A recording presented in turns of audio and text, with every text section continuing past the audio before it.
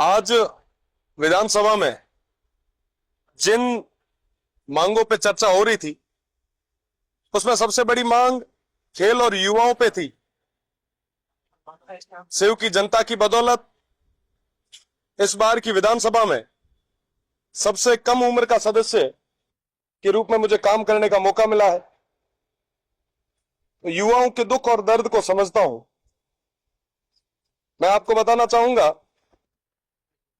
कि राजस्थान जो भौगोलिक रूप से सबसे बड़ा स्टेट है, जहां की बेरोजगारी दर 27% है। आप देखें कि एक तरफ पूरे देश में बेरोजगारी की दर 8 से 9% है और हमारे पास 27% जो हमारे युवा है वो बेरोजगार है। मैंने प्रदेश की सरकार से निवेदन किया कि आप यूथ पॉलिसी लाएं। यूथ पॉलिसी इसलिए जरूरी है ताकि इस बजट में जिन 4 लाख नौकरियों की घोषणा हुई है, उन नौकरियों को हम समय रहते हुए उन युवाओं तक इसका फायदा पहुंचा सके। यूथ पॉलिसी होगी तो हर एक चीज का एक टाइम पीरियड सेट हो पाएगा। छोटे छोटे जो स्टेट है, असम जैसे, उनके अंदर भी जब असम है, कर्नाटका है, जम्मू है, इन सब में भी अगर यूथ पॉलिसी है तो हम क्यों नहीं ला सकते। मैंने सरकार से निवेदन भी किया, आग्रह भी किया कि अगर आप कहें तो आने वाले 7 दिन में मैं यूथ पॉलिसी बना के आपके समक्ष प्रस्तुत कर सकता हूं। मेरा निवेदन कि आप यूथ पॉलिसी लाएं। यूथ पॉलिसी इसलिए जरूरी है क्योंकि आने वाले 5 साल बाद लगभग 2 से 3 करोड़ युवा हमारे बेरोजगारी के उस आलम में होंगे। हमने 4 लाख नौकरियों को कहा है, पर आप सोचो कि वो 3 से 4 करोड़ जो युवा बेरोजगार होंगे, आप उन्हें कैसे रोजगार देंगे।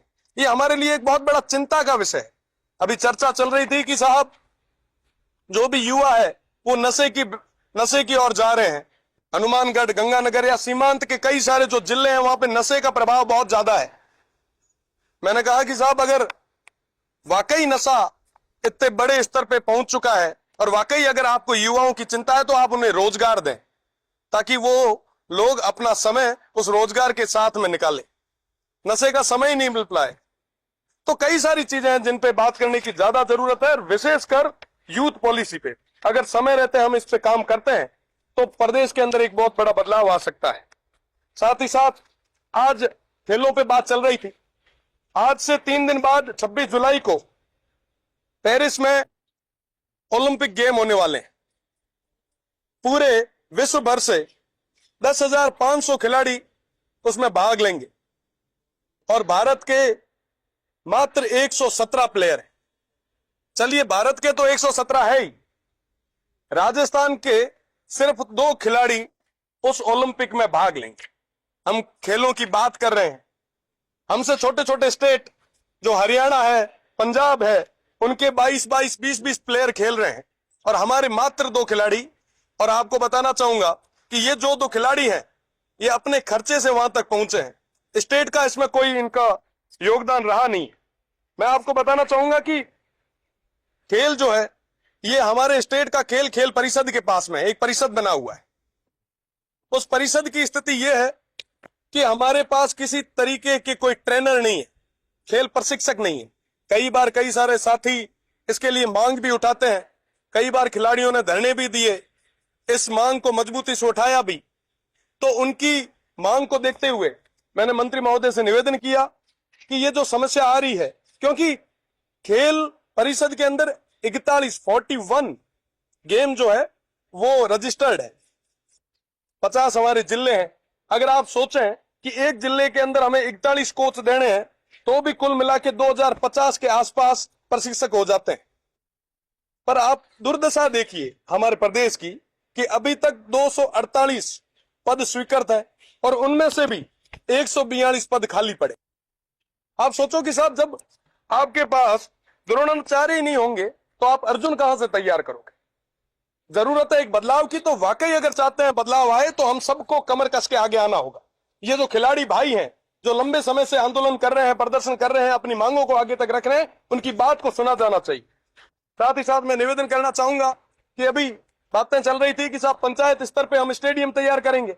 और साहब पंचायत स्टेडियम तो आप तैयार कर ही देंगे, पर जिले के स्टेडियम जो बने हुए हैं आप उनके हाल तो देख लें। क्या इंफ्रास्ट्रक्चर सही तरीके से है? क्या वाकई वहां पे खेल गेम जितने भी उनके कोचेज हैं, क्या उनकी स्थिति ठीक है? सब पंचायतों की बात तो बाद में कीजिएगा, पहले जिले स्तर पे जितने भी स्टेडियम है आप उनको सही तरीके से करें। साथ ही साथ मैं बात करना चाहूंगा आज सादुल स्पोर्ट्स की। एकमात्र आवासीय स्पोर्ट्स एकेडमी है जो बीकानेर में है, जो माननीय खेल मंत्री जी के गृह जिले पैतृक जिले की है। आज की स्थिति यह है कि वहां के तमाम जितने भी हमारे छोटे भाई जो खिलाड़ी हैं वो दर दर की ठोकरें खा रहे हैं, किसी तरीके की मूलभूत सुविधा उन्हें नहीं मिल रही। कुछ दिन पहले मुझे भी जाने का मौका मिला, जब वहां गया वहां की स्थितियां देखी तो लगा कि साहब एक पंखे के नीचे वो तमाम खिलाड़ी जो है वो जीवन यापन कर रहे हैं। इस 50 डिग्री टेम्परेचर में एक तरफ जब हम जहां हीट वेव की बात कर रहे हैं, दूसरी तरफ हमारे तमाम खिलाड़ी भाइयों को किसी तरीके की कोई फैसिलिटी नहीं मिल रही है। खेल और साथ ही साथ भोजन के भत्ते के रूप में किसी तरीके की बढ़ोतरी पिछले 16 साल में नहीं हुई। ये तमाम चीजें मैंने आज प्रदेश की सरकार के सामने माननीय मंत्री जी के सामने रखी। साथ ही साथ सेव के अंदर भी हमारा जो स्टेडियम बना हुआ है वो बहुत ही गंभीर स्थिति में है। तमाम गांवों के अंदर भी जहां सीमांत क्षेत्र में है और सीमांत के लोग हमेशा से मजबूत रहे हैं और सीमांत के तमाम जितने भी वो जिले हैं वहां से बेहतरीन खिलाड़ी हमेशा स्टेट का रिप्रेजेंटेटिव उन्होंने किया है, देश का रिप्रेजेंटेटिव उन्होंने किया है। तो उन सभी को आगे बढ़ाने के लिए भी मैंने इनसे निवेदन किया। तो ये तमाम चीजें आज इस मांगों में रखा है। और साथ ही साथ मैं मीडिया बंधुओं के माध्यम से प्रदेश की सरकार से निवेदन करना चाहूंगा कि वर्तमान में बिजली संकट बहुत बड़े स्तर पे है। हर पंचायत की, हर तहसील की, हर जिले की स्थिति बिजली के मामले में बहुत विकट है। आप जल्द से जल्द इससे निजात दिलाएं। आम जनता बहुत परेशान है और आने वाले समय में बिजली पे जब भी चर्चा होगी प्रदेश की और विशेषकर मेरे बाड़मेर, जैसलमेर, बालोतरा की और साथ ही साथ मेरे उस देवतुल्य शिव की जनता की बात को मजबूती से रखा जाएगा। बहुत बहुत धन्यवाद।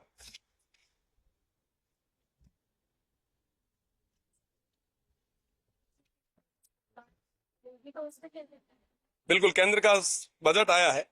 वर्तमान में तो हम लोग यहाँ पे स्टेट के बजट से जूझ रहे हैं क्योंकि शिव का नाम भी कहीं नहीं लिखा गया। तो अब लग रहा है कि जब डिमांड्स आई है तो मजबूती से बात रखेंगे शिव के लोगों की, बाड़मेर, जैसलमेर और बालोतरा के लोगों की, और निश्चित रूप से कल आपको इस पे पूरे तरीके से स्पष्टीकरण भी देंगे। धन्यवाद, बहुत बहुत धन्यवाद आपका।